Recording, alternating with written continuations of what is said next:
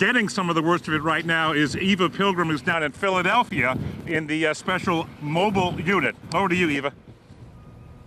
Good morning, guys. This storm shutting down roads from North Carolina to New York this morning. We are here in the Storm Chaser SUV in Philadelphia, right here at Independence Hall, and you can see the snow is still coming down. The roads completely covered here. When the wind picks up, it makes it really difficult to see. Local officials urging people, if you don't have to go out, stay home. Snow and ice turning highways into hazard zones this morning. Cars slipping and sliding all up and down the East Coast. Watch as this SUV spins out of control right behind an Asheville, North Carolina reporter's live shot.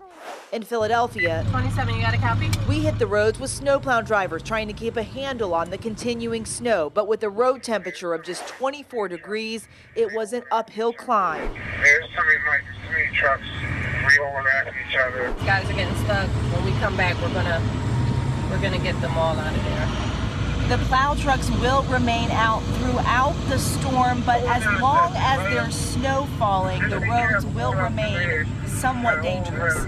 One North Carolina driver is lucky to be alive. His car flipped over on the ice. I just held on and hoped for the best. There was nothing I could do.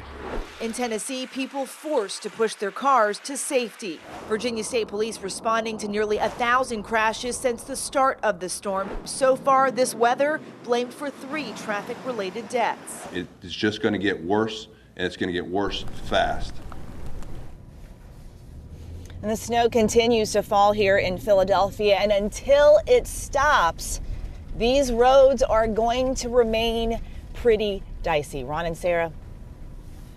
Actually, we'll pick it up from here, Eva. Thank you, Ron and Sarah. We're actually going to allow them to come back inside. They looked a little miserable. After some negotiation with their agents, we're going to allow them to come back inside. Eva, please drive carefully.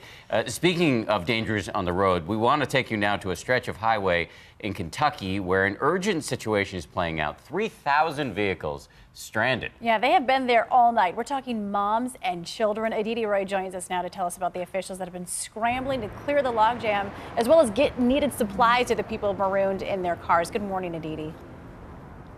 Good morning, Paula and Dan. Some very exhausted and cold passengers out there on the roads. We're in Louisville, Kentucky, and the roads here are actually pretty clear, but just a couple of hours south of us, the snow-covered highway is a miles-long parking lot. They tell us, we're going to get you out of here, very soon. That was 9 hours ago. We have not moved an inch at all. Overnight, thousands of drivers in the bullseye of the massive blizzard, trapped inside their cars on snow-battered Interstate 75 in Kentucky, after 2 jackknifed trucks brought traffic to a standstill. We're estimating 3,000 vehicles, but we can't put an estimate on the number of people. With traffic backed up for miles, state troopers and highway patrol have been called in to help get drivers to a nearby church and middle school. We've recently got reports that people are needing some water and they're a little bit hungry, and so we're doing our best to respond to those emergency concerns. But the help isn't getting to everyone. One woman trapped inside her car with her 2 children and her parents, including her father, who is diabetic. They're supposed to be sending fuel, blankets, water, food, and we have not seen anyone. We have not seen anybody from the National Guard, anything. Just the 1 police officer. Some drivers say they have been stuck on I-75 for as many as 10 hours. People battling frigid temperatures, forced to turn off their cars to save gas. I took somebody's advice and we've tried to shut the van off a couple times, but it gets so cold so quickly, and I don't want my kids to get sick or cold. Your hearts go out to them. Right now, it's not clear when the interstate will clear back up.